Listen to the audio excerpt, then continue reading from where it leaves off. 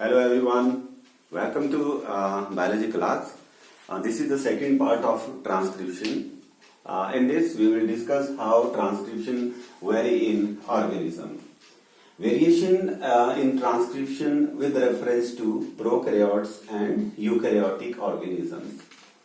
So dear student, when we compare prokaryotes and eukaryotes, we find that there is a basic difference between the cells of these organisms. Here there is no well-defined nucleus and there is a well-defined nucleus. Here DNA is lying there in the cytoplasm. Here DNA is separated from the cytoplasm. It is there in the nucleoplasm. So this makes the difference in transcription in these organisms. Let us see here. In this case, DNA is there in the cytoplasm. वहीं पर transcription होगी, वहीं पर translation होगी. तो ये जो central dogma है, मतलब ट्रांसक्रिप्शन, ट्रांसलेशन, ये सारा एक ही जगह में चल रहा है. लेकिन यहाँ पर हम देखें, in case of eukaryote there is a well defined nucleus. So यहाँ पर ट्रांसक्रिप्शन जो है प्रोसेस यहाँ पर चलता है. रेप्लिकेशन, ट्रांसक्रिप्शन यहाँ पर चलता है. ट्रांसलेशन बाहर होती है, साइटोप्लाज्म में होती है. यहाँ पर क्यों? क्योंकि ट्रांसलेशन के लिए जो मशीनरी चाहिए, अमीनो एसिड्स चाहिए और राइबोसोम चाहिए, everything is there in the cytoplasm. तो इसलिए क्या होता है कि यहाँ पर जब जो बॉस है, जो डीएनए है, it hand over its message to messenger RNA, then that messenger RNA come out of the nucleopore in the cytoplasm. Alright, and then that message is translated into polypeptide or in the protein. So messenger RNA has to take a long journey from the nucleoplasm to the cytoplasm. But here everything is taking place in the cytoplasm. और दूसरा क्या है बच्चे कि यहाँ पर जो transcription है, ठीक है, वो सिंपल है. सिंपल इसलिए कि यहाँ पर एक ही पॉलीमरेज होता है, ठीक है, जो आरएनए के सिंथेसिस में इन्वॉल्व होता है. लेकिन यूकैरियोट्स में हम देखें तो 3 डिफरेंट टाइप के पॉलीमरेज हमारे पास हैं. क्यों? क्योंकि यहाँ पर 3 अलग अलग तरह के आरएनए होते हैं. मैसेंजर आरएनए है, ट्रांसफर आरएनए है, राइबोसोमल आरएनए है. और इन तीनों को बनाने के लिए 3 अलग अलग तरह के पॉलीमरेजेस होते हैं, जो हमने पढ़ा था. जैसे पॉलीमरेज 2 है, पॉलीमरेज 3 है, पॉलीमरेज 1 है. इस तरह से ये प्रोसेस थोड़ा सा और ज्यादा कॉम्प्लिकेटेड हो जाता है. नेक्स्ट इज ट्रांसक्रिप्शन और ट्रांसलेशन. यहाँ पर दोनों एक साथ साथ चलती है. जैसे ट्रांसक्रिप्शन अभी पूरी होती भी नहीं है और राइबोसोम मैसेंजर आरएनए के साथ जुड़ जाता है, ट्रांसलेशन शुरू कर देता है. लेकिन यहाँ ऐसे नहीं होता है. यहाँ पर टाइम लगता है. पहले मैसेंजर आरएनए बाहर आएगा, फिर उसकी ट्रांसलेशन होगी. लेकिन और भी चीजें इसमें हैं. यहाँ तो ये प्रोसेस सिंगल है, ठीक है. और यहाँ पर जो डीएनए है जिसे मैसेंजर आरएनए बनता है, उसमें बीच में नॉन कोडिंग पार्ट्स नहीं होते. जैसे कि यूकैरियोटिक डीएनए होता है, वो बहुत लंबा है. मान लीजिए 2.2 metre long DNA is there है सपोज. तो उसमें बीच में क्या होता है, कुछ कोडिंग पार्ट होते हैं, कुछ नॉन कोडिंग होते हैं, कुछ कोडिंग होते हैं, कुछ नॉन कोडिंग होते हैं. तो इस तरह की प्रॉब्लम जो है प्रोकैरियोट्स में नहीं रहती, इसलिए यहाँ ट्रांसक्रिप्शन बहुत सिंपल है.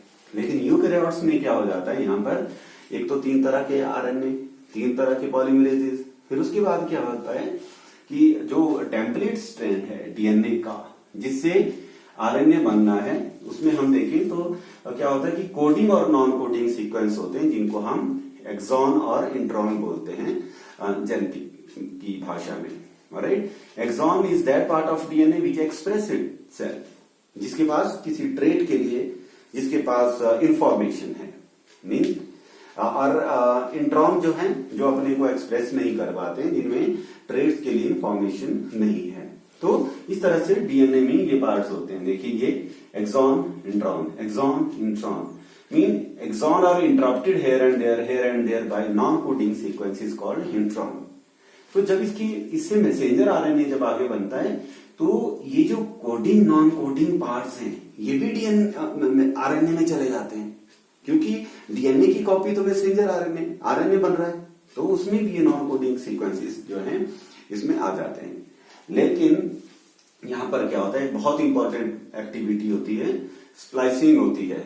जो कुछ इसमें स्प्लाइसिंग मीन कट जाना, स्प्लाइसोसोम्स होते हैं, बनते हैं, और उसको जो नॉन फंक्शनल पार्ट होता है, नॉन कोडिंग पार्ट होता है डीएनए का, उनको कट कर दिया जाता है, ठीक है। They are removed and then ई मीन जितने भी एक्सॉन बन जाएंगे उन सबको डीएनए लाइगेज जो है जोड़ देता है। तो इंट्रॉन पार्ट जब निकल गए तो जो मैसेंजर आरएनए जो बना था, ठीक है, उसमें क्या हुआ, मैसेंजर आरएनए से, ठीक है, जब इंट्रॉन निकल गए तो एक्सॉन रह गए, इसलिए इसकी लेंथ जो है, जो मैसेंजर आरएनए था, कटिंग के बाद छोटी हो जाती है, ठीक है। तो जब नया मैसेंजर आरएनए बना नया, तो उसमें कोडिंग नॉन कोडिंग दोनों होंगे। इसको आपकी बुक में HNRNA भी बोलते हैं, हेट्रोजीनस न्यूक्लियर आरएनए, और ये फिर कटिंग के बाद इसकी लेंथ कम हो जाती है, तो एग्जैक्ट में ये आ गया, that is the real RNA. अब इसके बाद क्या होता है बच्चे, ये आरएनए यहां बन गया, मैसेंजर आरएनए यहां पर बन गया। So when it come out of the nucleus, there are lots of enzyme here in the cytoplasm, ठीक है, which can digest this newly formed messenger RNA. तो इसको डाइजेस्ट कर सकते हैं, उसको खत्म कर सकते हैं, because it takes time from nucleus to the cytoplasm to start the translation.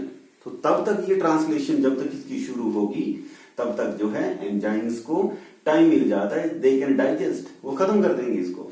लेकिन देखो कैसे सेल ने इवोल्यूशन की है, क्या किया उन्होंने सेल्स क्या करती हैं, जो मैसेंजर आरएनए का 5' एंड है नया वाला जो बना, और जो इसका एंड है 3' एंड है, उनमें थोड़ी मॉडिफिकेशन करती हैं, तो जिससे कि मैसेंजर आरएनए को थोड़ी प्रोटेक्शन मिल जाए, उसको थोड़ा सा आर्मर मिल जाए और वो एंजाइम से बच पाए, ठीक है। तो क्या करते हैं, 5' एंड पर इसमें 5' एंड पर 7-मिथाइल ग्वाइनोसिन, ठीक है, अटैच हो जाता है, और यहां पर एडिनाइलेशन होती है। Adenylation mean addition of adenine to the OH group of 3' end here. So ए ये लिखा है, मतलब इसको पॉली एडिनाइल टेल भी बोलते हैं, और इन कैप और टेल की वजह से जो है इस आरएनए को, ठीक है, जो कि आप समझिए थोड़ा अकेलापन, मतलब उसको थोड़ा सा लग रहा था कि मुझे बाहर जाकर एंजाइम खा जाएंगे, ठीक है, उसको थोड़ी सी प्रोटेक्शन मिल जाती है इस कैप और टेल की वजह से, ठीक है। और ये कैप और टेल जब लग जाती है बच्चे, तो ये 2 पॉइंट एक मार्कर की तरह भी काम करते हैं, जहां से ट्रांसलेशन नेक्स्ट प्रोसेस जो है शुरू होना है। तो राइबोसोम यहां अटैच होंगे, यहां आके रुक जाएंगे। तो कैपिंग और टेलिंग का मतलब यहां पर है to provide protection to the messenger RNA so that it is not digested by the enzymes here in the cytoplasm. ये डिफरेंस होता है प्रोकैरियोट्स और यूकैरियोट्स की ट्रांसक्रिप्शन में। I hope you will get this topic. Thank you very much.